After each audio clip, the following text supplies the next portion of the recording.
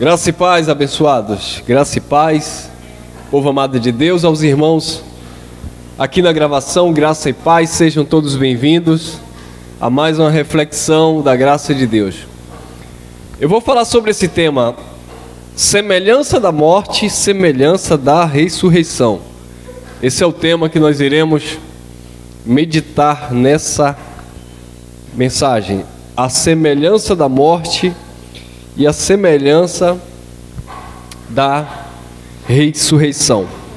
Romanos capítulo 6, carta aos Romanos, capítulo 6, versículo 5, diz assim: porque se fomos plantados juntamente com Ele na semelhança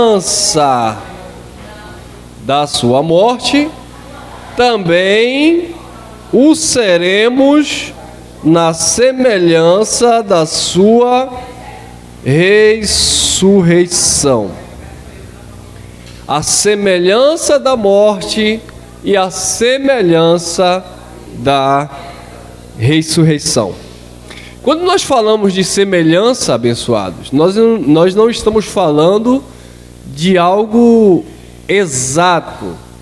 Nós estamos falando de característica. Quando falamos de semelhança, estamos falando de uma aparência.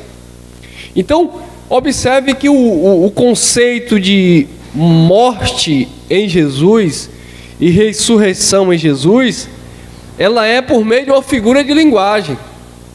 O problema é que a igreja e a tradição religiosa interpretou isso aqui ao pé da letra. Então, se a morte ela não é no sentido literal, a ressurreição também ela não é no sentido literal. Então, eu vou ler novamente, preste atenção, Romanos 6, capítulo 6, versículo 5. Porque, vírgula, se fomos plantados juntamente com Ele na semelhança, o que é semelhança? Na aparência da sua morte, também o seremos na aparência, na semelhança da sua ressurreição. Então, Jesus, Ele morreu. Na semelhança da sua morte, o pecador morreu com Ele. Então, quando a igreja prega sobre a morte e o pecado, a igreja, a tradição religiosa, ela leva para o sentido literal. Olha, irmão, porque eles vão lá na lei, né? Porque a alma que pecar, esta morrerá. Mas eu tenho que entender o conceito de morte, porque senão eu vou trazer tudo para o âmbito literal e não vou compreender a mensagem que é espiritual. É claro que dentro do contexto da lei, quando o profeta diz isso, a alma que pecar, esta morrerá, ali era no sentido literal, porque na lei de Moisés, que era o ministério de condenação e morte, havia punição que era digna de morte. Por exemplo, se nós formos analisar, quando Jesus ele foi condenado, né, julgado, quando Jesus foi acusado pelos judeus, né, de blasfêmia, na verdade Jesus não poderia ser crucificado, porque a crucificação, na verdade, não era uma punição judaica, do judaísmo. A crucificação não era uma punição pela lei de Moisés, porque os judeus acusaram Jesus de blasfêmia, por se dizer filho de Deus. E aí eles disseram, porque na nossa lei, né, é digno de morte todo aquele que se intitular filho de Deus, ou se dizer filho de Deus. Então, pela lei de Moisés, a acusação de Jesus era para ele ter sido apedrejado. Só que foi tudo tão tramado, né, sempre a política, né, com a religião, a política judaica ou a religião judaica com a política romana foi e condenou Jesus à crucificação, que não tinha nada a ver, que a crucificação não era uma sentença dos judeus. Não estava inserida na questão do pecado da lei.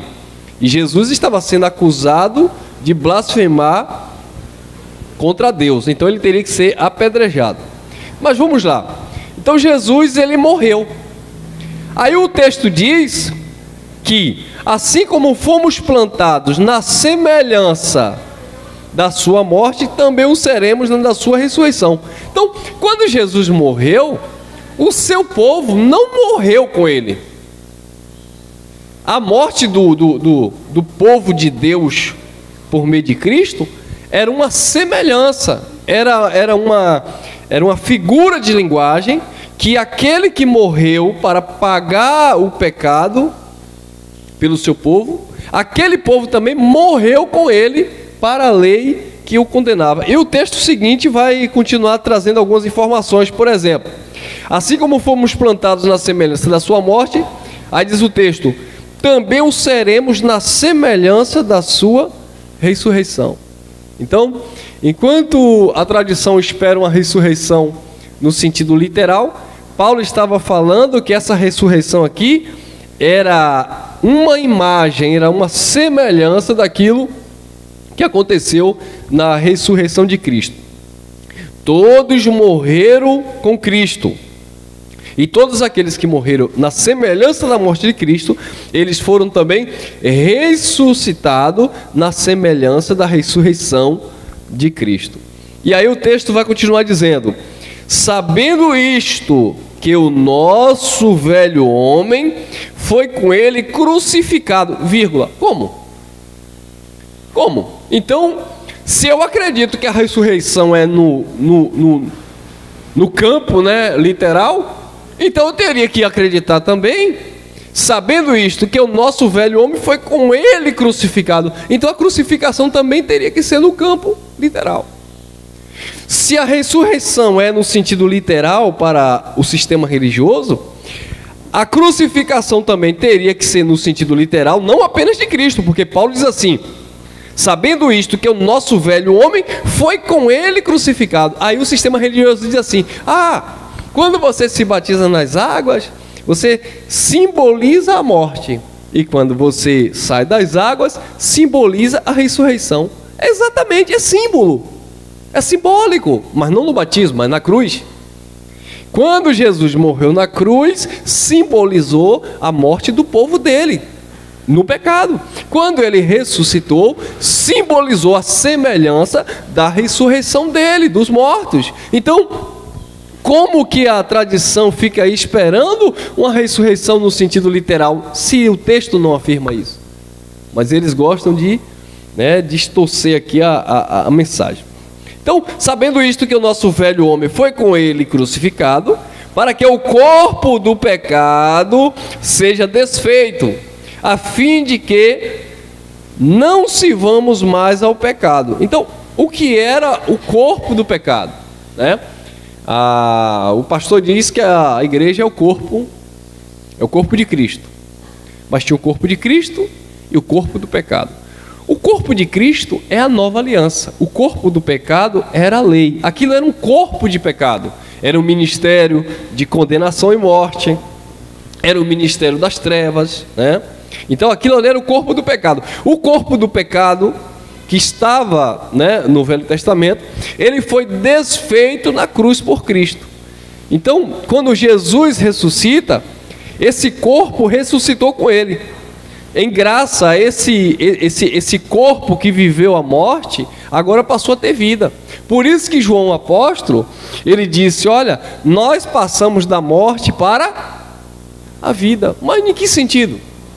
Eu morri e aí eu ressuscitei. Não, nós passamos da morte para a vida, porque é um estado de consciência. Eles saíram de um corpo de morte e passaram a viver agora em um corpo de vida. Por isso que Jesus dizia, eu sou o caminho, a verdade e a vida. Aquele que está em Cristo, nova criatura é, porque o corpo de morte, as coisas velhas se passaram, o velho homem se passou, o velho homem foi crucificado com ele, o corpo da morte acabou, o corpo da morte foi desfeito, o corpo do pecado foi desfeito. Então isso é estar vivendo, reinando em vida, vida em abundância com Cristo Jesus.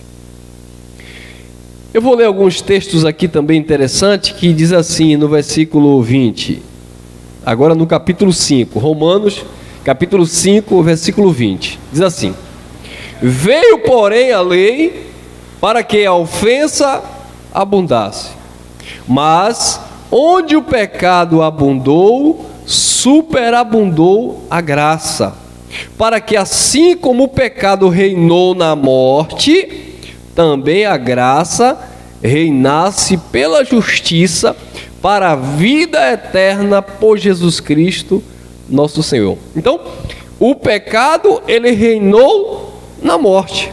Mas no versículo que nós lemos, no versículo 5 do capítulo 6, diz que nós fomos juntamente com ele na semelhança da sua morte. Então não existe mais morte, porque aquele povo que viveu o reino da morte foi crucificado na semelhança da morte de Jesus, e também foram ressuscitados na semelhança da sua ressurreição. Por isso que nós dizemos que não existe mais o pecado, porque o pecado era a transgressão da lei, o pecado atuava na lei, não era a lei que era pecado, mas a lei mostrava o pecado, a lei dava força ao pecado, a lei era o ministério de condenação e morte, a lei era como se fosse esse promotor de acusação, né? Jesus vem como um advogado do culpado, que era o seu povo, enquanto a promotoria, né, o promotor de acusação, as leis,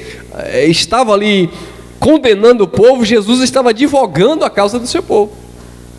Então, hoje não cabe aquela confissão que João falou: olha, se você pecar, temos para com o Pai Jesus Cristo, o justo, nosso advogado. Ele não está mais como advogado, porque ele advogou a causa do seu povo na cruz. Ele morreu pelo seu povo na cruz. Quando ele ressuscitou, aquele povo dele, aqueles eleitos dele, predestinados dele, ressuscitou também na semelhança da sua ressurreição.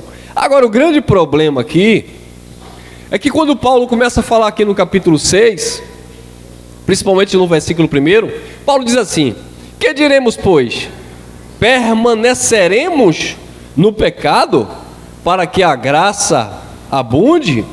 De modo nenhum. Nós que estamos mortos para o pecado, como viveremos ainda nele? Então não faz sentido. Se Paulo estava dizendo como nós vamos permanecer no pecado para que a graça de Deus abunde, se nós estamos mortos para o pecado? Gente, quem está morto, né, fazendo analogia no sentido literal, quem está morto não tem sentimento. Quem está morto não sente cheiro. Quem está morto não sente fome.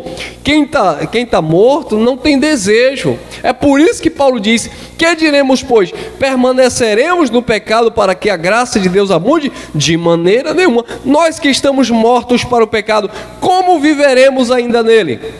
Visto que o pecado ele era abundante no tempo da lei de Moisés. No tempo da graça houve uma remoção deste pecado, um resgate desse pecado. O povo de Deus foi tirado debaixo deste corpo que era o ministério de condenação e morte. Então não há mais morte para o povo de Deus, não há mais pecado para o povo de Deus, não há mais condenação. Romanos capítulo 8, versículo 1. Por quê?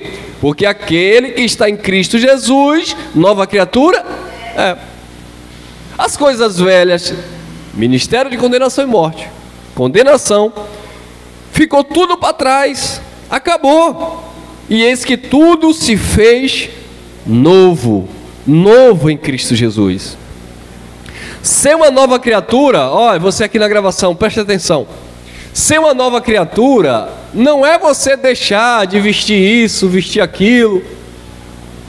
Ser uma nova criatura, e aqui eu vou ter que trazer também um pouquinho dessa colocação para não ficar mal interpretado. Ser uma nova criatura não é você mudar suas vestes, Ser uma nova criatura não é você mudar a tua fala. Se você falava, né, tinha uma linguagem promíscua, uma linguagem tortuosa, uma linguagem torpe, como diz a Bíblia. Falou em linguagem torpe, você já entendeu. O que é uma linguagem torpe? É uma linguagem que não condiz a um filho de Deus, uma pessoa que é educada pela palavra. Uma pessoa que é educada pela palavra, ela entende que existem certas coisas que ela não deve falar. Ah, irmão, mas no momento de ira, de falta de vigilância, eu falei. Claro, nós falamos, é normal, mas não é algo que se torne natural em você. Eu posso falar uma coisa, infelizmente, devido ao calor da emoção, devido à circunstância ali, sabe, por um vacilo, falar uma palavra torpe, uma coisa que não condiz um filho de Deus falar. Sim, é normal. Mas aquilo não pode se tornar na nossa vida um hábito. Quer dizer, você falar coisas que se torna natural, que faz parte ou passa a fazer parte da sua vida, como se fosse algo comum. Não.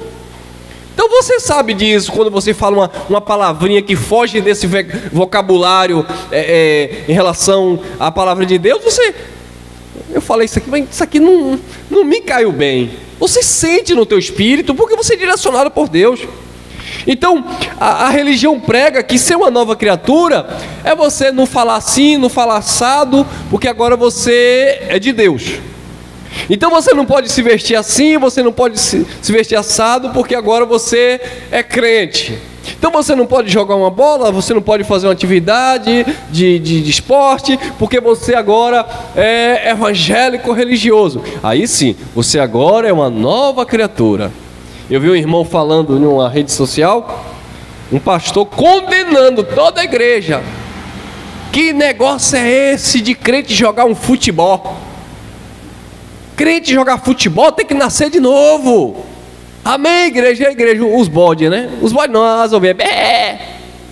Não é bode não, que eu creio que são filhos de Deus. Mas enfim, uma manipulação. E esse mesmo líder dizendo que ele não dormia sem calça e sem camisa, porque se Jesus voltar e encontrasse ele nu, sem roupa, despido, ele não ia para o céu. Então, olha o cúmulo do absurdo, que na mente desses homens religiosos, ser uma nova criatura é você nem dormir de roupa íntima, não se comportar assim o assado, porque senão você perde a salvação, senão Jesus volta, você fica. Então, esse é o conceito de ser uma nova criatura. Agora, quando nós olhamos para a Bíblia, para o Evangelho, para a graça de Deus, ser uma nova criatura é você ter sido lavado na tua mente com a água limpa da palavra, ter compreensão clara dos fatos, né? Entendendo que o ministério da morte era a lei de Moisés, todos estavam mortos na lei, todos morreram juntamente para o pecado quando Cristo morreu na cruz, todos também ressuscitaram quando Jesus ressuscitou dentre os mortos, na semelhança. Isso está falando de semelhança. É basicamente o que o apóstolo Paulo diz: olha, sede pois meus imitadores, como eu sou de... Paulo não está dizendo que todo mundo tem que fazer o que ele fez.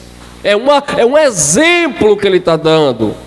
Até porque Paulo disse: olha, cada um tem um dom. Se vocês não podem ficar sozinhos, que vocês se casem, que vocês façam isso, façam aquilo. Agora, eu sou assim. Aí Paulo se coloca como exemplo, até para Timóteo e para a igreja. Ele disse: olha, Timóteo, o que você viu em mim, o que você ouviu de mim, né? O testemunho acerca da minha pessoa, pratique essas coisas, que o Deus de paz será com você. Então, observe que Paulo fala primeiramente para Timóteo, aí depois Paulo estende esse convite: sede depois meus imitadores, como eu sou de Cristo. Por quê? Paulo, sendo um imitador de Cristo e se colocando como exemplo, as pessoas iriam entender essa questão de semelhança, essa questão de parecer. Não é ser, é parecer com ele, né? Ele é o primogênito dentre os mortos. É aquela mensagem que nós pregamos na semana passada, se eu não me engano. É carregar a imagem dele, é a semelhança dele, é o reflexo dele em nós. Não é porque Jesus não jogou bola, se eu jogo bola eu sou pecador. Não é porque Jesus não usou uma camisa polo, aí eu uso, eu sou pecador. Não é porque na época de Jesus as mulheres não usavam calça, não usavam batom, aí se a mulher usa calça e batom, a mulher é pecador, porque aí então a mulher vai imitar Jesus também?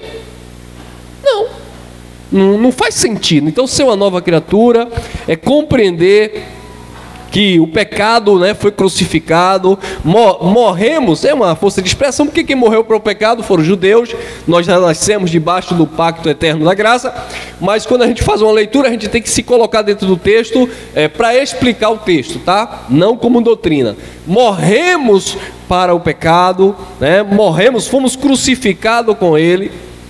Paulo disse: vivo não mais eu, mas Cristo vive em mim, e assim na semelhança da sua ressurreição, fomos também ressuscitados com ele. Agora, Efésios capítulo 2, diz assim, Efésios capítulo 2, versículo 1, diz assim, olha lá, e vos vivificou, estando vós mortos em ofensas e em pecado. Então, observe que Paulo disse: ele vivificou vocês quando vocês estavam mortos. Mas mortos como? Se Paulo não estava falando para defunto. Paulo não estava falando para quem já tinha morrido. Paulo estava falando para pessoas. Mas aquelas pessoas tinham uma consciência de quê? De morte. Vocês que estavam mortos, vocês foram agora vivificados. Vocês estavam mortos nos vossos pecados, vocês foram vivificados, assim como vocês foram ressuscitados na semelhança de Jesus. Paulo, quando fala da ressurreição dos mortos, é exatamente isso aqui. Ô irmão, mas lá em 1 Tessalonicenses, Paulo fala, né, que os mortos ressuscitariam primeiro, né? E aí, irmão, como é que fica isso? Irmãos, precisamos entender que essa linguagem de ressurreição está falando de resgate. A linguagem de ressurreição é a mesma que arrebatamento. Quando Paulo estava falando de ressurreição, nós que ficarmos vivos, seremos arrebatados, né? É a palavra do grego, se eu não me engano, harpazo, que quer dizer tomado à distância, tomado para si. É por isso que Jesus disse: aqueles que vêm a mim, jamais eu lançarei fora, ninguém os arrebatará das minhas mãos. Ninguém arrebatar e ninguém tomar dele, ou seja, pertence a ele, né? É igual, então perde salvação. Não, porque quem pertence a ele, ninguém pode arrebatar da sua mão. Por quê? Porque ele já os arrebatou da morte, do pecado. Por quê? Porque ele ressuscitou na semelhança da sua ressurreição. Amém? Então o que eu quero, para finalizar, o que eu quero pincelar aqui é o seguinte: irmão, você falou que ser nova criatura não é mudar o exterior, é mudar aqui, ó. É o entendimento. E aí é onde entra a questão do legalismo em graça. Porque quando nós falamos de legalismo, aí você logo leva a sua mentalidade à lei. Não, nós não pregamos no legalismo. Nós não estamos no legalismo, porque legalismo corresponde à lei de Moisés. Nós estamos na graça, nós não estamos na lei, no legalismo, nas indulgências, no paga-preço, no sacrifício. Só que em graça também tem legalismo ou legalidade. Então, assim, quando eu entendo que eu sou uma nova criatura em Cristo, no conceito do entendimento, que não se refere especificamente a uma mudança externa, exterior, isso não significa, irmãos, como diz Paulo em Gálatas 5,13, que eu agora vou usar de uma liberdade que eu tenho em Cristo para dar ocasião à minha carne, porque aí também entra o legalismo, sabe? Entra a natureza humana sobressaindo aquilo que é espiritual. Então, não é porque ser nova criatura, irmão, não é mudar a linguagem, mas nem por isso eu vou deixar de mudar minha linguagem, porque não é isso. Ser de Deus, irmão, não é mudar as vestes, claro que não. Mas nem por isso eu vou deixar de rever algumas situações diversas, porque não é isso. Porque isso na verdade não tem a ver com doutrina, isso na verdade não tem a ver com a lei, com a graça. Isso na verdade tem a ver com questão de pudor, é questão de consciência, sabe?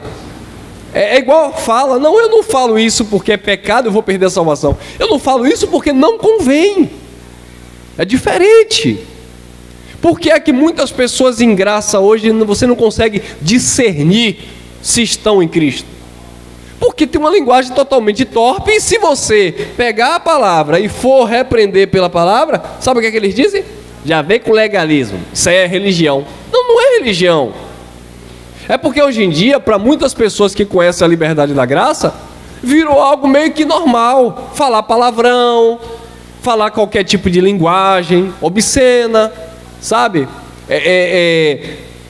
Usar de força de expressão mundana, ímpia, no sentido de que não passa no filtro do Evangelho. E quando você olha para o Evangelho da graça, não tem nada disso.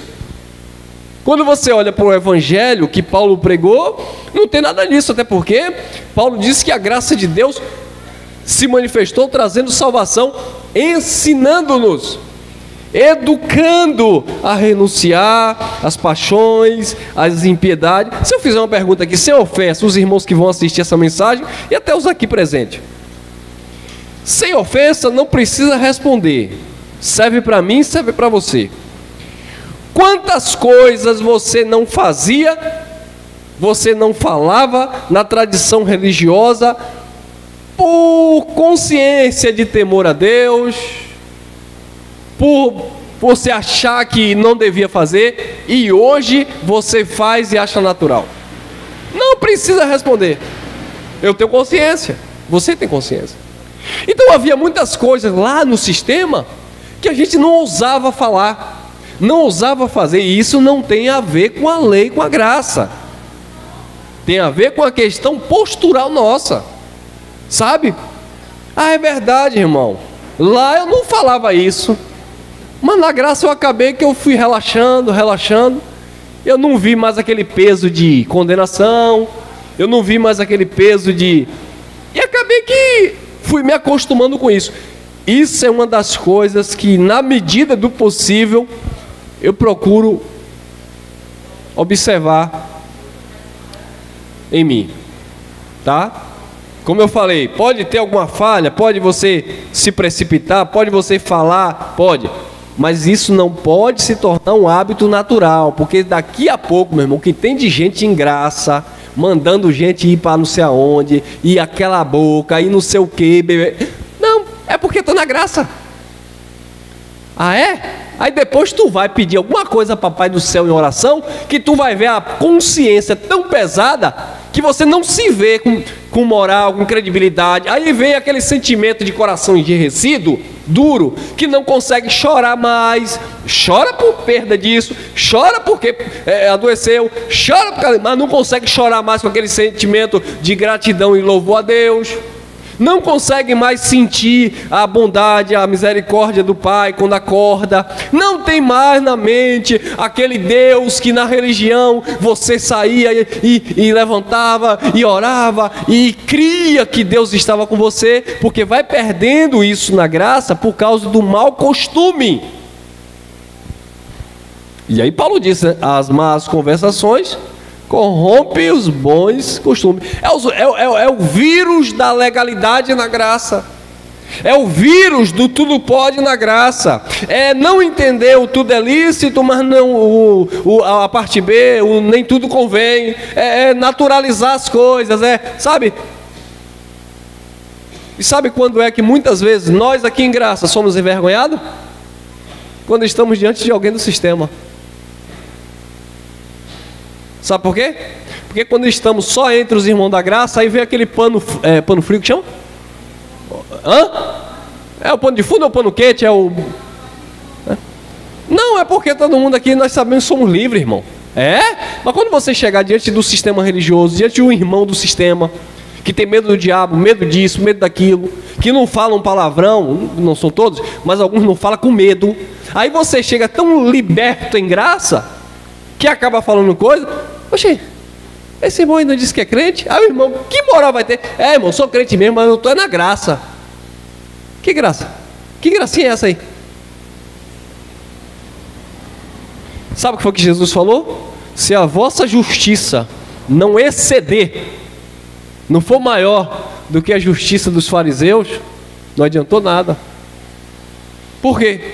Porque não adianta pregarmos o evangelho da graça com palavra, se na hora H, o sistema religioso que nós condenamos a doutrina, não o irmão, que nós batemos na doutrina, no ensinamento, não no irmão, o pastor lá do sistema, o irmão lá do sistema, que está vendo o irmão Elcio aqui, ó, contra a doutrina, contra o ensinamento, quando se reunir com eles em alguma eventualidade, a minha linguagem começar a jogar para fora aquilo que há de abundância em mim.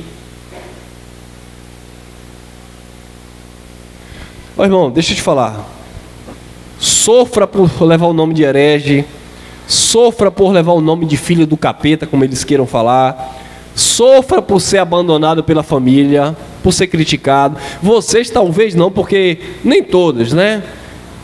Muitos de vocês eu sei que não dão a cara a bater. Vocês não vão enfrentar amigos, vocês não vão enfrentar papai e mamãe, vocês não vão enfrentar parente com a doutrina. Mas no meu caso, já não tenho como esconder disso, porque está aqui, ó, está gravado, todo mundo já viu. Mas quando eu chegar no meio lá dos meus parentes, tudo legalista, adoradores do pastor que chama minhas ovelhinhas, seguidores de Malafaia, seguidores de homens, quando eu chegar no meio dessas pessoas, essas pessoas não me suportam naquilo que eu prego, mas vão ficar assim, ó. Para quê? Para tentar ver se você é mais um rebelde que saiu da igreja e fala mal contra a doutrina dele, ou se você realmente mudou e se você só não concorda com a doutrina. Aí vou ficar de olho, e fica de olho, fica observando tudo, olhando tudo, a tua fala, o teu comportamento, o teu olhar, o que tem de gente maldosa em graça, e eu pego no fiapo, que olha maliciosamente para as pessoas. Eu já cansei de estar conversando com irmãos em graça, que não aguenta passar uma mocinha que olha diferente. Eu digo, no sistema tu não olhava, no sistema não olhava porque tinha medo de ir para o inferno. Então não me venha com essa linguagemzinha de graça e paz, sou uma nova criatura, conheço o evangelho, mas nas redes sociais está lá falando palavrão, pornografia, e depois eu prego a graça. Tem uns 4 aí que me bloquearam, não querem conta comigo. Por quê? Graça virou porta larga. Não adianta falar da hipocrisia do sistema, se nos tornarmos também hipócrita em graça. Amém, meus amados? Semelhança de temor, semelhança de santidade, semelhança de ressurreição, semelhança de mortos para o pecado, semelhança de uma linguagem pura como ele era puro. Isso é o Espírito Santo que vai nos direcionar. Agora com detalhe, né, irmão? Tudo requer um exercício diário. Exercício. Não adianta, se você não exercitar, não vai absolver. Se você não exercitar, não vai absolver. Não adianta. Não adianta. Eu tive, para minha surpresa, essa semana, eu estava conversando com um amigo, né, um professor de boxe, e aí no meio da conversa ele disse assim: você sabe que eu tenho aqui na associação de boxe da academia, nós temos alguns pastores, né? Eu falei, eu sei de alguns, tal. E aí ele citou o nome de alguns, ele disse assim: olha, eles lhe conhecem, viu? Eu falei, me conhece? Esse pessoal me conhece, mas eu nunca vi. Alguns, né? Mas eu nunca vi esse pessoal. Ele disse, oxe, eu falo de você, eu marco você na mensagem lá e falo de você para ele. Eu falei, como assim, irmão? Ele disse, rapaz, eu já falei para ele em reunião de boxe. Tem reunião de negócio de de marcação de lutas, de eventos. Chega lá, fica um monte de professor, professor conhecido aí, que treina pessoal do estrangeiro aí, pessoal que anda o mundo inteiro. Aí ele falando para mim, cheguei lá um outro dia, tava lá os pastores lá, e aí antes de começaram a falar de religião, eu falei, vocês têm que assistir o F1. Ele me chama de F1, né? Eu falei, rapaz, você é doido, rapaz? Eu disse, falei, você tem que assistir lá. Eu não sou crente não, mas quando eu passo lá na frente que ele está pregando, eu chego e me arrepio. Sabe por quê? Porque ele fala a verdade, agora vocês ficam aí tudo atrás de dinheiro, mentindo pro povo. E aí o tal de um apóstolo que estava lá, aí o pessoal, ih, fulano, devagar, não faz isso não, porque... Aí ele falou, pois é, todo mundo ele conhece lá, todo mundo sabe quem é você, só que ninguém vai puxar conversa com você. Sabe por quê? Porque eles estão lá mentindo, enganando o povo. Com Bíblia, tudo apóstolo, tudo pastor lá, tudo rico. Tem um que é dono de várias igrejas, mas aí ele não assume, foi embora, e tem os pastores que comandam o movimento, e no final do mês ele só recebe a ponta dele, ele é o dono, ele é o presidente das igrejas, mas só recebe no final do mês. Então, meus amados, a diferença tem que estar em cada um de nós. Independente tem que estar em cada um de nós. Ser verdadeiro com a palavra da graça, ser verdadeiro com a doutrina, você também vai ter que testemunhar disso, porque as pessoas estarão lhe observando em todo o tempo. Amém? Quem discorda, tá bom, se você discorda, fique em paz, né? Quem sou eu eu não estou te condenando, viva a sua vida, faça o que você quiser. Mas uma coisa é certa, uma hora você pode ser envergonhado diante do sistema que tanto você crucifica, porque o sistema vai olhar para você e vai dizer aí, fala tanto da doutrina, mas na hora de dar um exemplo, ele é isso, ele é carnal, ele é isso e aquilo, ele fala assim, fala assado, etc, etc. Então, que venhamos ter cuidado com isso, não com medo de perder salvação, mas porque houve de fato uma salvação na nossa mente. Amém?